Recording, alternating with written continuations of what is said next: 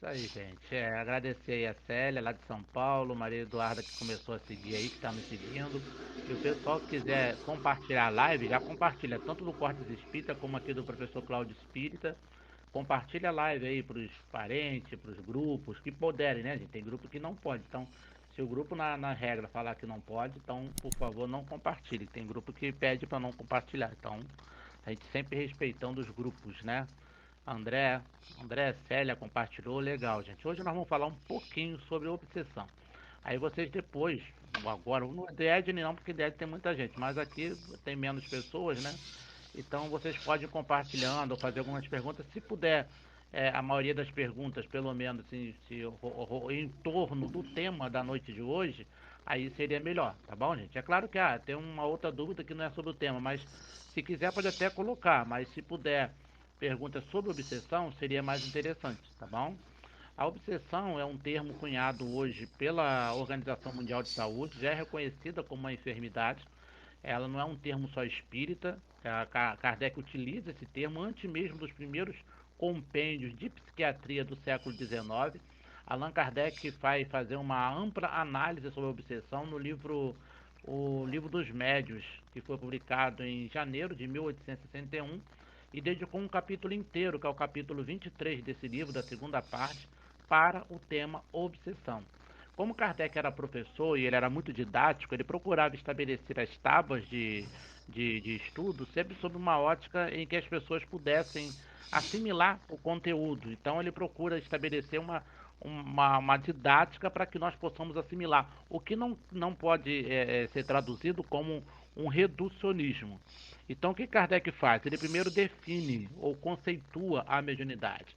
Então Kardec conceitua a mediunidade, a obsessão como a ação contumaz que um espírito logra exercer sobre um outro.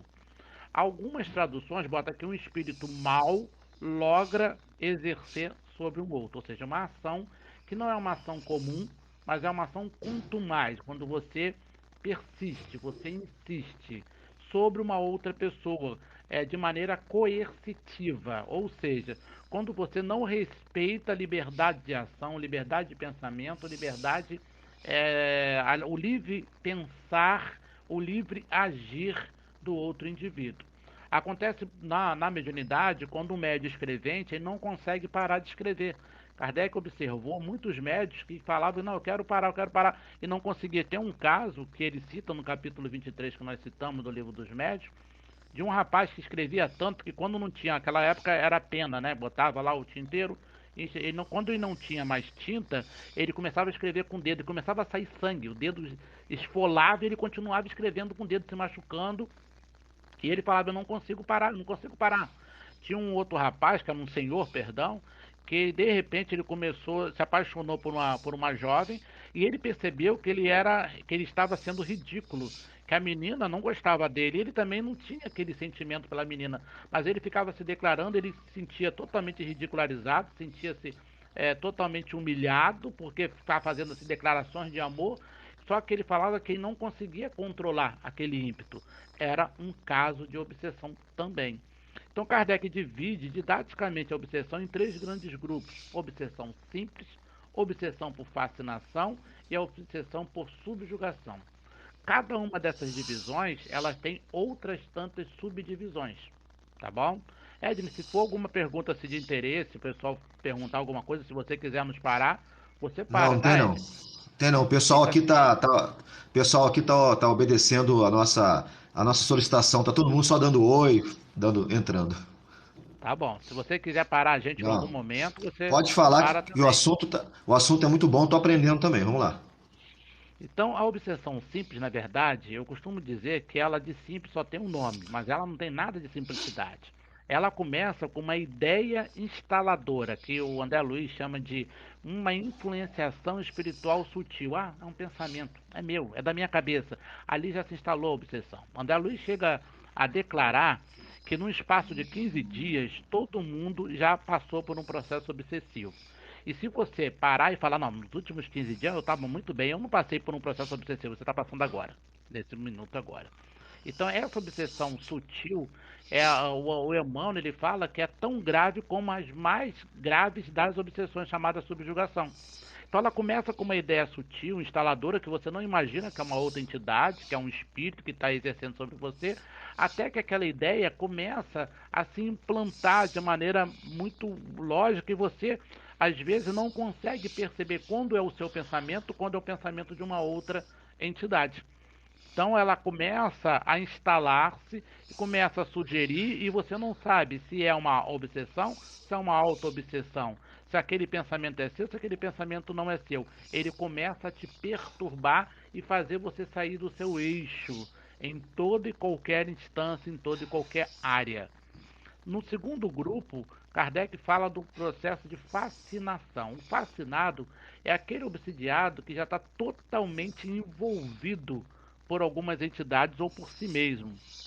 A gente costuma dizer, fazer uma comparação entre o fascinado, o obsidiado ele tem dúvida, o fascinado ele tem certeza das suas ações.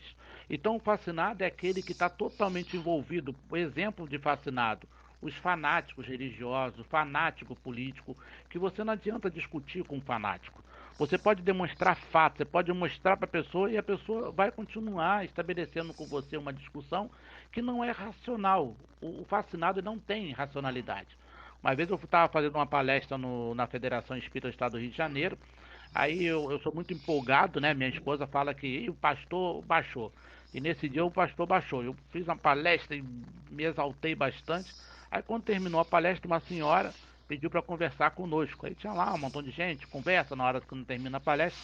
Aí quando chegou a vez dela, eu podia conversar em particular com o senhor. Eu falei, pode, sim, vamos conversar. Ele, olha, eu queria fazer uma revelação para o senhor. Estava ouvindo aqui a sua palestra, gostei muito, adorei sua palestra e eu queria fazer uma revelação. Falei, eu, na hora, falei, a espiritualidade, o mentor já me avisou, olha, toma cuidado.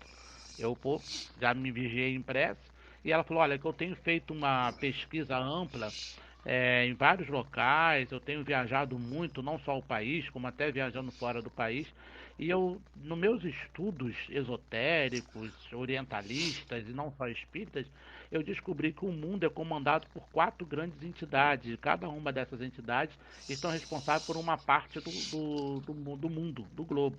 Então você tem uma entidade que comanda o sul, outra parte comanda o oeste, outra parte comanda o leste, outra parte comanda o oeste. E me foi revelado que eu sou uma dessas pessoas, que eu estou comandando uma dessas partes do mundo.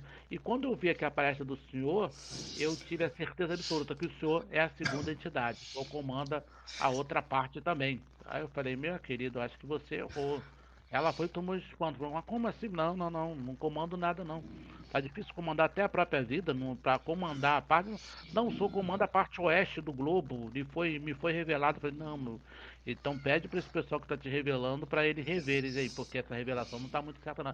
Ela, da hora que ela estava assim, bem complacente, ela se enfureceu. Mas como o senhor fala isso? Quase se alterou tudinho e saiu batendo o pé. Nunca mais eu vi a pessoa na vida. Ela estava totalmente fascinada. Ela tinha certeza absoluta que ela era um desses espíritos, desses quatro anjos que comandavam e ela estava em busca dos outros. Nós temos um amigo nosso lá da Sociedade Ramatiz, ele acreditou, tá? Ele é um grande orador, uma pessoa extraordinária, mas lhe foi feita uma revelação mais ou menos nesse teor e ele acreditou e passou por um processo de fascinação. Então, o processo de fascinação é muito grave, acontece por ação de espíritos extremamente inteligentes. O fascinado, o espírito que comanda a fascinação, ele costuma ser extremamente inteligente.